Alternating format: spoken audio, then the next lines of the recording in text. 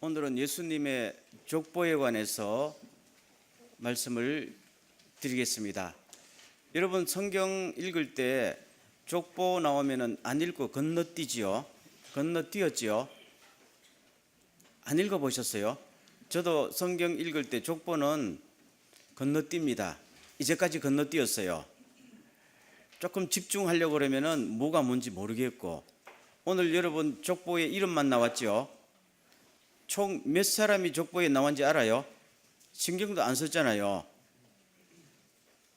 그래서 우리는 성경에 나타난 스토리에 집중하지 족보에는 집중한 적이 없었어요. 그런데 이 족보를 기록한 누가, 또 누가에게 성령의 감동을 준 성령님의 입장에서 볼 때는 그냥 스토리 기록하는 것이 쉽겠어요? 족보 기록하는 것이 쉽겠어요? 스토리가 쉽지요. 족보, 오늘 요셉을 제외하고 77명이 나옵니다. 요셉까지 78명이 수천 년에 걸친 족보를 한 사람 한 사람 이름을 검증해서 기록한다는 것은 방대한 작업입니다. 그런데 우리는 읽지 않지만 방대한 작업을 했다는 것은 그만큼 필요하고 중요했다는 것이지요. 생략할 수 없는 것이 족보라는 것입니다. 그래서 오늘 다시 한번 새로운 눈을 가지고 이 족보를 기록한 하나님의 뜻을 새겨보는 시간이 되시기를 소원합니다. 한번 제가 여쭤볼까요? 여러분 세종대왕 알아요? 몰라요? 봤어요? 그럼 어떻게 세종대왕 알아요? 텔레비 드라마를 통해서 알잖아요. 그 보지도 못했고 만난 적도 없는 세종대왕이 실제 인물이라는 것을 여러분 알아요? 어떻게 알아요? 어떻게 알아요? 그렇죠. 기록입니다. 조선왕조실록이라는 확실한 정사가 있어서. 그럼 조선왕조실록이라는 게 뭡니까? 왕들 족보입니다. 그리고 역사입니다. 족보는 역사니까요. 그게 없으면은 몇백 년 전에 살았던 세종대왕이 실존 인물이었는지 아닌 인물이었는지 관심도 없고 몰라요. 증명이 돼요, 안 돼요? 안 됩니다. 그리고 그래서 족보라는 것이 상당히 중요합니다. 자기의 뿌리고 혈통이고, 동시에 조선시대 족보는 자기 신분이었거든요. 조선시대 양반들은 군대 갔을까요? 안 갔을까요? 어느 시대나 양반은 군대 안 가요. 그렇죠? 근데 양반이라는 것을 뭘로 증명해요? 족보예요. 족보. 그래서 가짜 족보가 너무너무 많았던 것이요. 지금 통계를 보면요, 지금까지 전해내오는 우리나라 족보의 90%는 다 가짜다 하는 것이 통계적으로 밝혀져 있어요. 왜요? 신분 보장이고 출세의 보장이니까 이것을 다 조작할 수밖에 해요. 우리 가정은 아닌데 아니길 주의 이름으로 바랍니다. 어쨌든 자, 요새는 족보 개념 대신에 새로운 족보가 나타났죠. 그게 뭘까요? 학벌입니다. 사실은요. 그래서 요새 뭘 조작을 많이 해요? 학벌 조작 많이 하잖아. 그 옛날에 여러분 다 기억하죠? 노무현 정부 때 어떤 여자 하나가 한국을 다 흔들었잖아. 신정하라고. 예일대학에 박사 학위 땄다며요. 가짜였거든요. 그럼 이 여자가 왜 한국에서 출세하고 청와대나 온 사회를 뒤흔들 수 있었어요? 박사학위. 이게 족보잖아요. 족보. 새로운 족보. 이게 가짜 가지고 하니까 다 넘어간 것이죠. 그만큼 옛날이나 지금이나 족보라는 것은 그 사람의 신분을 보장하는 가장 확실한 수단이 되었다 하는 것입니다. 자, 지난 시간에 하나님께서 예수님 보고 너는 내 사랑하는 아들이요 내 기뻐하는 자라고 보증을 해주셨죠. 그렇지만은 인류의 역사 속에서 예수님을 보증하는 것은 또 하나가 필요한데 그게 뭐였을까요? 족보라는 겁니다. 족보는 누구가 누구를 낳고 누구가 누구를 낳고 하니까 할아버지가 누구고 증조 할아버지가 누구다 분명하게 밝혀지는 부정할 수 없는 사실이죠. 그래서 예수가 역사적으로 실존하는 인물이었다 하는 것이 증명되는 것이 뭡니까? 족보입니다. 그래서 족보가 그만큼 중요한 거니까 심려를 기울여서 예수님의 족보를 마태도 그렇고 누가도 그렇고 기록을 할 수밖에 없는 것이었다 하는 것입니다. 이것이 우리들의 신앙하고 무슨 관계가 있느냐? 하는 것이 중요하잖아요. 두 가지 면에서 관계가 있습니다. 누가복음에 나타나는 족보의 의의가 두 가지인데요. 첫째는 우리가 믿는 예수 그리스도는 하나님인 동시에 사람이며 실제 인물이다 하는 것이 증명되는 것이 뭘 통해서? 족보입니다. 아주 간단하지만 족보는 사람의 계통이니까요. 자, 보세요. 23절을 보세요.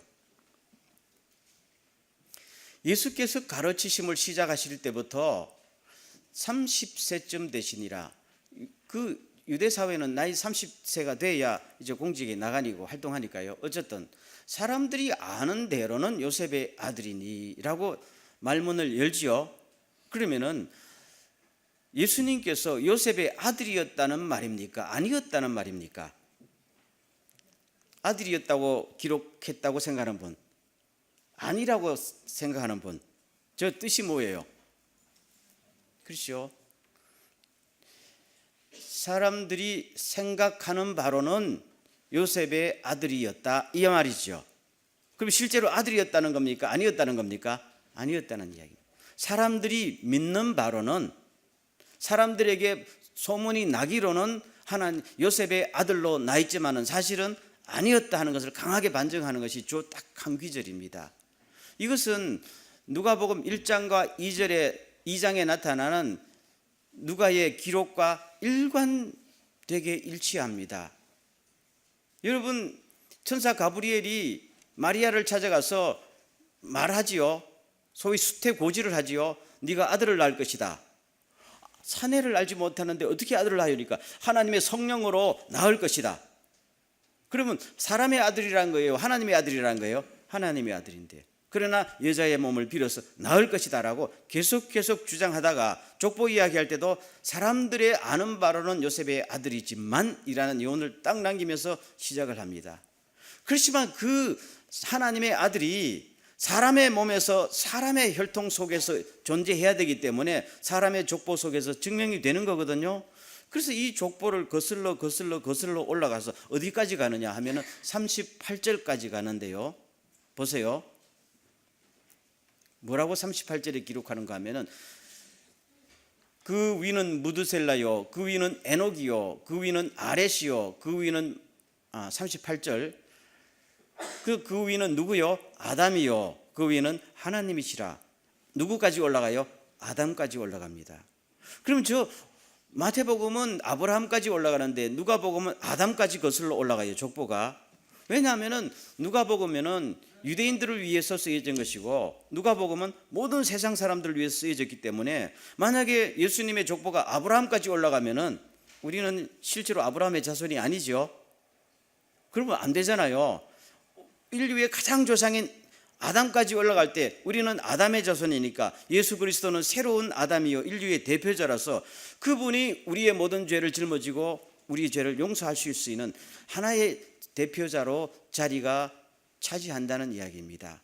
그래서 저 족보는 사람의 이름만 많은 것 같지만은 참 놀랍게 처음에 하나님의 아들이지만은 동시에 사람의 혈통으로 났습니다. 사람의 몸에서 났습니다 하는 이중의 라인을 정확하게 긋고 있는 것이 저 족보다 하는 것입니다.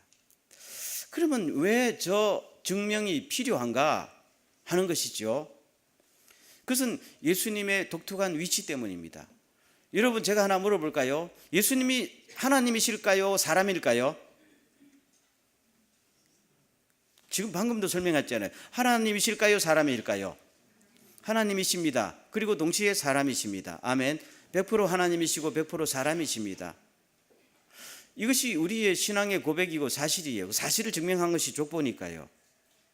그럼 왜 예수 그리스도께서 100% 하나님이자 100% 사람이 아니면 안 될까요? 하면은 십자가 때문입니다. 우리가 죄를 지었기 때문에 우리 대신 죄 없는 사람이 죽어서 우리 죄를 대신 짊어지고 죽어야 우리 죄가 용서받는 것이 성경의 메시지잖아요. 그렇다면은 죄 없는 사람이 있었어요, 없었어요? 없었으니까 결국 하나님의 아들이 사람의 몸으로 태어났을 수밖에요. 동일한 사람이 동일한 사람의 죄를 짊어질 수가 없잖아요. 죄인이 죄인의 죄를 짊어질 수가 없는 거잖아요. 죄 없는 사람은 하나도 없기 때문에 하나님께서 사람을 사랑하셔서 당신의 아들을 사람의 몸으로 보내신 것입니다. 그렇다면은 이것이 역사 속에서 증명이 돼야 돼요. 그것이 그냥 그렇다고 하더라 하면은 우리의 신앙은 뭡니까? 근거가 없는 것이고 우리는 다 속는 거예요. 그러나 실제로 그분이 실제로 하나님의 아들이시면서 실제로 사람의 몸으로 입고 오셔서 실제로 2000년 전에 사셨다는 것이 증명돼야 되잖아요. 아멘. 안 그러면 다 우리가 속는 거예요. 그 증명하는 게 뭡니까? 족보예요. 족보는 그대로 통용되는 것이니까요. 왜 이것을 성경에서 주장하고 저도 오늘 설교를 하는가 하면은 우리의 신앙 때문입니다. 예수님 당시 때부터 지금까지 이 사실을, 이 이야기를 들으면은 그냥 믿어져요, 안 믿어져요? 안 믿어지잖아요. 믿을 수 없는 이야기지요. 어떻게 하나님의 아들이 사람이 돼요? 그런 거 본 적이 있어요? 본 적이 없잖아요. 근데 어떻게 그분이 죽었다가 다시 영원히 살아요? 본 적이 있어요, 없어요? 없잖아요. 그러니까 아니다라고 부정을 하게 됐습니다. 그렇지만은 예수님을 믿기는 믿는데 사실은 아니다 하는 이중에 마음이 갈리게 돼 있던 겁니다. 아마 제가 여러분들 다 확인 안 해서 모르겠지만 지금 많은 크리스찬들이요, 사실 예수가 뭐 처녀의 몸에서 태어났는지 안 했는지 그게 그렇게 중요한 게 아니고, 죽었다가 살아나는지 그거는 그렇게 중요한 문제가 아니고, 예수 그리스도를 통해서 내가 얼마나 격려받고 위로받고 사랑을 받고 우리가 인류에 예수님의 메시지가 주는 그 메시지로 우리 인류가 얼마나 행복하게 사느냐 하는 것이 중요한 거 아니냐. 이것이 불신사회뿐만 아니라 기독교 안에서도 강력하게 대두하는 주장이었다는 이야기입니다. 지금도 많은 크리스찬들의 신앙의 현주소가 그래요. 바로 그런 것이죠. 예수가 처녀의 몸에서 태어났다는 것은 믿을 수 없지만은, 그러나 그 이야기는 참 감동을 준다는 겁니다. 우리도 그렇잖아요. 믿을 수 없지만은 그 이야기는 진한 감동을 주니까 사실은 인정하고 싶지 않지만 그 스토리는 필요하다는 겁니다. 그 교훈은 필요하다는 겁니다. 예수님이 죽었다가 살아난 것은 인정할 수 없고 믿을 수 없는 사실이지만, 그러나 예수님의 십자가의 정신, 남을 위해서 자기 몸을 초계처럼 던지는 그 희생 정신은 얼마나 필요한 것인가. 그래서 나는 예수를 믿습니다 하게 되면은 우리의 신앙은 뭐 어떻게 되는 겁니까? 역사적 사실이 아니고 그냥 소설에 근거한 신앙이지. 그럼 많은 사람들은 그렇지만은 예수님이 나는 좋고 기독교가 좋다는 거 아니겠어요? 여러분, 이렇게 되면은 성경은 진리의 말씀이라기보다는 좋은 가르침이 되고, 예수님은 우리의 신앙의 대상이라기보다는 참 좋은 사람으로 위대한 사람이 될 뿐이에요. 저는 그런 예수 안 믿어요. 그런 성경책 안 믿어요. 여러분 어떻습니까? 대답 안 하려는데요. 거꾸로 한번 생각해 보세요. 만약에 예수님께서 하나님의 아들이 아니라면요, 믿고 싶어요? 믿고 싶어요? 저는 그런 예수 안 믿어요. 왜 믿어요? 내 목숨을 걸고 평생을 걸고. 절대로 안 믿어요. 예수님이 위대한 인물이었다면 나 안 믿어요. 여러분도 다름이 없지요? 예수님께서 십자가에 막 죽었는데 부활 못했어요. 그냥 죽어버렸어요. 믿어요, 안 믿어요? 믿고 싶어요? 저는 안 믿어요. 예수님께서 갈릴리 바다, 폭풍이 있는 갈릴리 바다를 탁 걸어가셨는데요, 가다가 빠져 죽었어요. 믿고 싶어요, 그런 예수? 절대로 믿을 수 없는 사실이지요. 그러나 반대로 그런 예수 믿고 싶어요?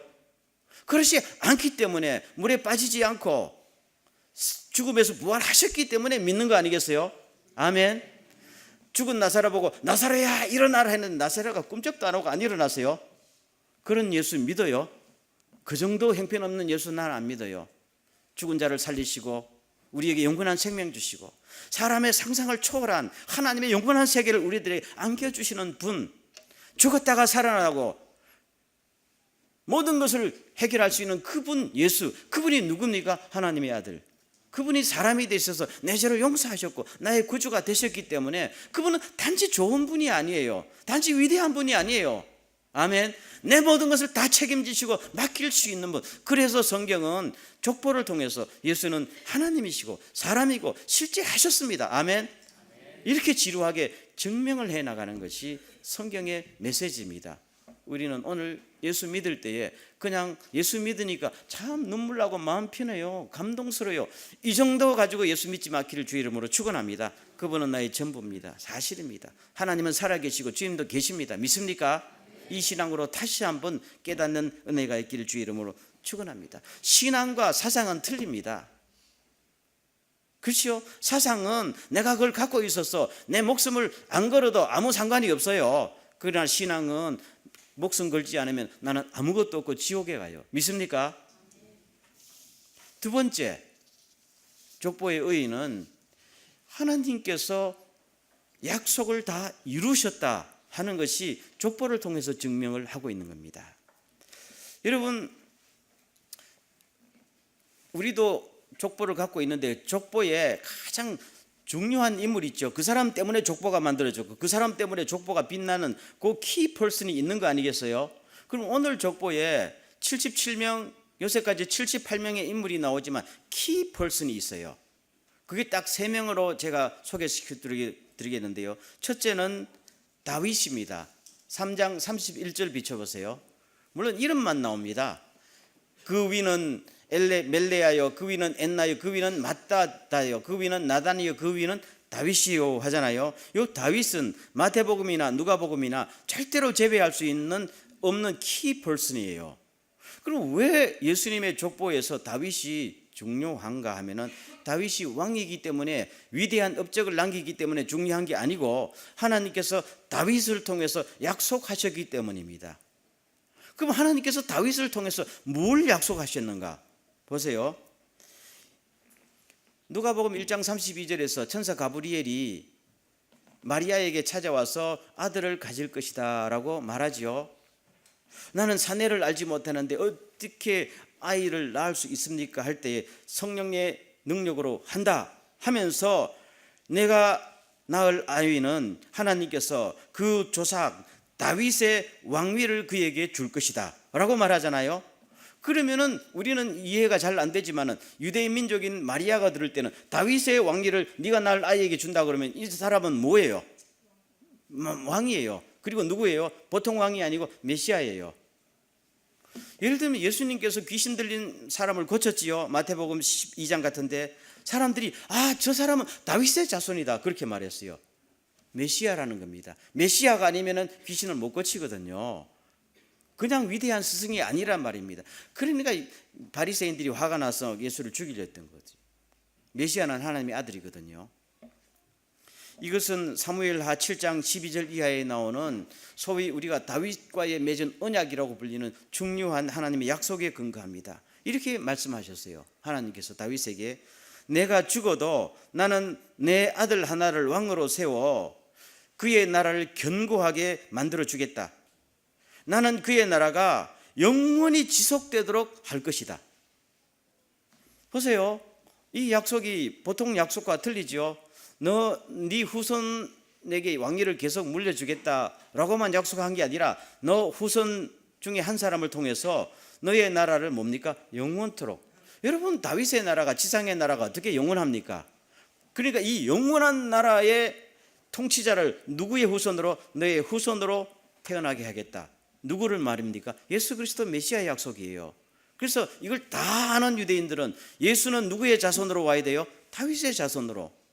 그러면 무엇이 이루어지는 겁니까? 하나님의 약속이 이루어지는 것입니다. 아멘. 그래서 이 족보라는 게 굉장히 중요해요. 그 다음에 두 번째 키 퍼슨이 누군가 하면 34절에 아브라함입니다. 그 위는 이삭이요 그 위는 아브라함이요 라고 나오잖아요. 그럼 아브라함이 왜 중요한가 하면은 그분이 하나님의 약속을 받았기 때문입니다. 갈라디아서 3장 16절에도 사도 바울이 예수님을 소개하면서 이렇게 말합니다. 하나님은 아브라함과 그의 후손들에게 여러 차례 약속하셨는데 여러 사람을 가리켜서 후손들이라고 복수로 말하지 아니하시고 오직 한 사람만 가리켜 내 후손에게 하셨으니 이것은 바로 예수 그리스도를 의미합니다 라고 해석했거든요. 그러면 창세기에서 하나님께서 아브라함과 약속을 여러 차례 맺었는데 그중에 가장 중요한 약속이 창세기 22장에 나오거든요. 내 아들 바치라 한 다음에 바치니까 하나님께서 그제야 약속을 하나 맺으시는데, 내가 너희에게 한없는 복을 주어 내 후손을 하늘의 별과 바다의 모래알처럼 많게 하겠다. 내 후손들이 원수를 정복할 것이다. 그리고 너가 나에게 순종하였으므로 내 후손을 통해 세상의 모든 민족이 복을 받을 것이다. 후손이라는 말을 썼지요.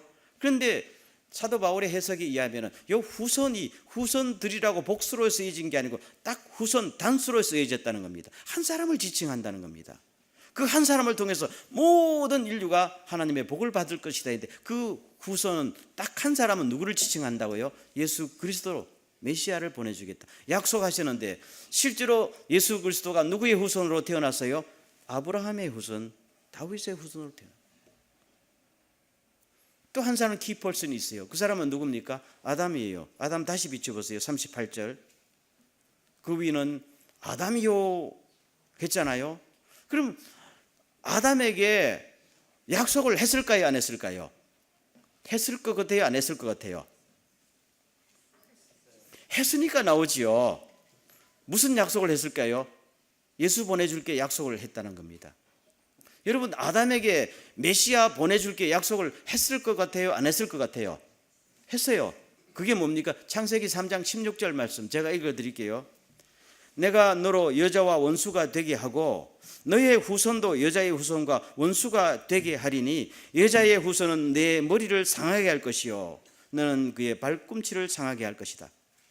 이거는 아담에게 한 약속인 동시에 사탄 보고 드러난 거거든요. 그리고 사탄 보고 하는 말이 여자의 후손은 너의 머리를 상하게 할 것이고, 여러분, 여자의 후손으로서 사탄의 머리를 밟을 사람이 누구예요? 사람은 안 되지요. 여자의 후손으로 나오는 하나님의 아들 예수 그리스도가 오면 너의 머리를 밟을 것이다. 그래서 요한일서 3장 8절에 예수 그리스도께서 오신 것은, 하나님의 오신 것은 사탄을 멸망시키기 위함이요라고 정확하게 받고 있는 것입니다.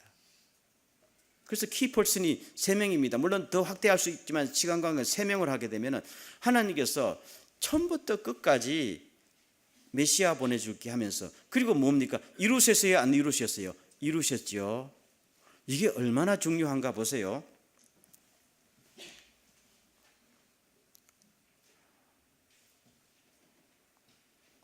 우리 사람이요, 아무리 위대해도, 아무리 힘있고 위대한 왕이라도 내가 500년 후에 이 나라의 어디에서 탑을 하나 쌓을 것이다 라고 하면은 그 할 수 있어요, 없어요?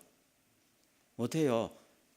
자기 정권이 몇십 년밖에 안 가고 한 500년 후에 500년 후에 대한민국에 저기 강원도에 그쪽으로 수도를 옮길 것이다. 가능할까요? 안 가능할까요? 사람은 못해요. 여러분 보세요. 아담에게 적어도 예수님 태어나시기 2000년 전에 아브라함에게 메시아 줄게, 1000년 전에 다윗에게 너 후손을 통해 메시아 줄게, 그보다 더 거슬러 올라가서 아담에게 메시아 줄게 했잖아요. 약속했죠. 사람이 이 약속을 수천 년 후에 이룰 수 있는 능력이 있어요, 없어요? 없어요. 족보가 증명하는 것은 약속하고 때가 되면 정확히 이루셨다는 것을 증명하는 것이 족보 아니에요? 어제 새벽에도 우리가 미가서 읽었습니다마는 미가서 5장 2절에 미가가 예수님 태어나기 700년 전의 사람이잖아요.